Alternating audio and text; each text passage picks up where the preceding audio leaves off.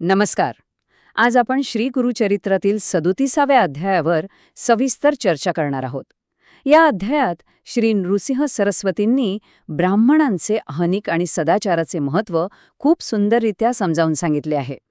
हा विषय जितका प्राचीन आहे ना, तितकाच तो आजच्या काळातही खूप महत्त्वाचा आहे. चला तर मग यावर थोडा प्रकाश टाकूया. पण पुढे जाण्याआधी एक विचार करण्यासारखा प्रश्न आहे. केवळ पवित्र ग्रंथांचे वाचन करून कोणाला दीर्घ आणि निर्भय आयुष्य मिळू शकते का? तर प्राचीन ज्ञानानुसार फक्त ज्ञान मिळवणे पुरेसे नसते. त्या ज्ञानाला योग्य कृतीची आणि आचरणाची जोड असणे अत्यंत आवश्यक असते, कारण योग्य आचरणाशिवाय ज्ञान हे नेहमी अपूर्णच राहते. आजच्या या चर्चेत आपण प्रामुख्याने नित्य आचरणाचे महत्त्व, घरातील पवित्र वस्तू आणि गृहरक्षण, भोजनाचे नियम, श्री गुरूंचा आशीर्वाद आणि शेवटी या अध्यायाची फलश्रुती ह्या मुद्द्यांवरून जाणार आहोत. तर वेळ न दवडता लगेच सुरुवात करूया.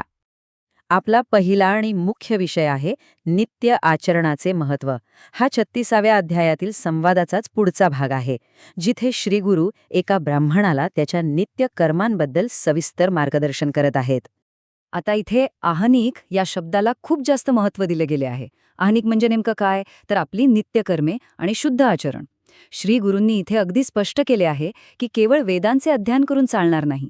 जोपर्यंत आपले रोजचे शारीरिक जीवन आणि आपले आध्यात्मिक ज्ञान यांची सांगड घातली जात नाही, तोपर्यंत आचरण खऱ्या अर्थाने शुद्ध होऊच शकत नाही.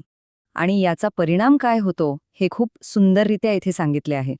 जो शास्त्रोक्त नियमांचे नित्य पालन करतो तो शतायुषी होतो आणि त्याला काळ किंवा मृत्यूचे कोणतेही भय उरत नाही. आता जरी हे नियम एका ब्राह्मणाला उद्देशून सांगितले असले तरी खऱ्या अर्थाने ही मानवाच्या सर्वांगीण कल्याणासाठी तयार केलेली एक युनिव्हर्सल ब्लूप्रिंटच आहे. आता पुढच्या मुद्द्याकडे वळूया, गृहरक्षण आणि पवित्र वस्तूंचा संग्रह. कधी असा विचार आलाय का की आपल्या सभोवतालचं वातावरण किंवा आपले घर आपल्या मानसिक आणि आध्यात्मिक स्थितीवर कसा परिणाम करते?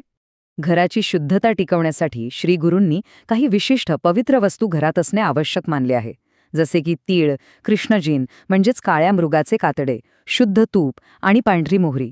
पण यात सर्वात आश्चर्यचकित करणारी गोष्ट कोणती असेल तर ती म्हणजे कृष्ण मार्जार म्हणजेच काळी मांजर. होय, प्राचीन ग्रंथात घरात काळी मांजर असणे शुभ मानले गेले आहे, कारण ती घरातील नकारात्मक शक्तींपासून आपले रक्षण करते असे यात स्पष्टपणे म्हटले आहे.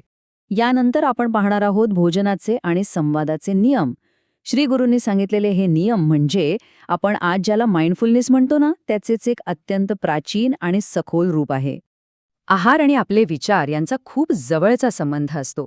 सात्विक आहार आणि सात्विक संगती आपल्याला खऱ्या आत्मध्यानाकडे घेऊन जाते. पण याउलट जर कोणी अशुद्ध बुद्धीच्या किंवा गुरुद्रोह करणाऱ्या व्यक्तीचं अन्न ग्रहण केले तर बुद्धी भ्रष्ट होते आणि आध्यात्मिक प्रगती तिथेच थांबते.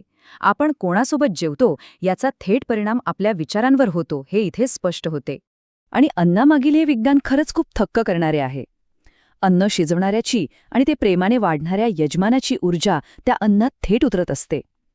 शारीरिक पचन आणि आपली मानसिक स्पष्टता एकमेकांशी घट्ट जोडलेले आहेत. म्हणूनच अशुद्ध मनाने किंवा हेतूने बनवलेलं अन्न आपल्या मनाला कलुषित करू शकते.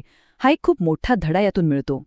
भोजनाचे महत्त्व समजून घेतल्यानंतर आपण आता ह्या अध्यायाचा एका अत्यंत भावनिक वळणावर आलो आहोत, जिथे तो ब्राह्मण शिष्य या सर्व सूचना पूर्णपणे आत्मसात करतो. श्री गुरूंचे हे ज्ञानपूर्ण मार्गदर्शन ऐकून तो ब्राह्मण अक्षरशः भारावून गेला. त्याने कोणतीही शंका मनात न ठेवता श्री गुरूंच्या चरणी संपूर्ण शरणागती पत्करली. आणि त्याच्या या शरणागतीवर प्रसन्न होऊन श्री गुरूंनी त्याला एक खूप मोठा आशीर्वाद दिला. ते म्हणाले की आता तुला भिक्षेसाठी फिरण्याची अजिबात गरज नाही. या नियमांचे पालन केल्यानेच तुझ्या घरी लक्ष्मी अखंड नांदेल. ब्राह्मणाने ही आज्ञा पाळली आणि खरोखरच त्याला सर्व सुखे प्राप्त झाली.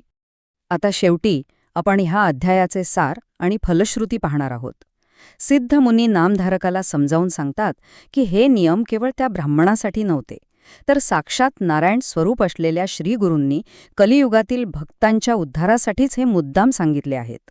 आणि याची फलश्रुती काय आहे? तर जो कोणी हा अध्याय मनोभावे वाचतो आणि हे नियम आचरणात आणतो त्याला सदाचरणाचे मोठे पुण्य लाभते.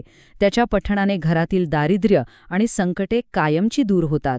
श्री गुरूंच्या कृपेने दीर्घायुष्य लाभते आणि येणाऱ्या पिढ्यांना म्हणजेच मुला-नातवंडांना अखंड सुख मिळते.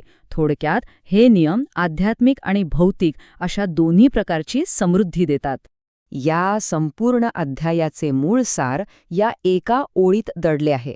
मानवाचे खरे तेज त्याच्या आचरणात असते आणि श्रीगुरूंच्या मार्गदर्शनानुसार चालणे हेच जीवनाचे खऱ्या अर्थाने सार्थक आहे. केवळ पोथी वाचणे पुरेसे नाही, तर ती कृतीत उतरवणे, दैनंदिन शिस्त पाळणे हीच भक्तीची सर्वोच्च पातळी आहे. आता जाता जाता एक विचार नक्की करूया. जर आपणही आपल्या आजच्या या धकाधकीच्या आणि आधुनिक जीवनात अशी जाणीवपूर्वक दैनंदिन शिस्त अंगीकारली तर आपले जीवन किती सकारात्मकरित्या बदलेल. या प्राचीन विचारसरणीचा आपल्या रोजच्या दिनचर्येत नक्कीच विचार करूया. आशा आहे की या चर्चेतून आपल्याला नक्कीच काहीतरी नवीन दृष्टी मिळाली असेल. पुन्हा भेटूया अशाच एका माहितीपूर्ण विश्लेषणासह. धन्यवाद.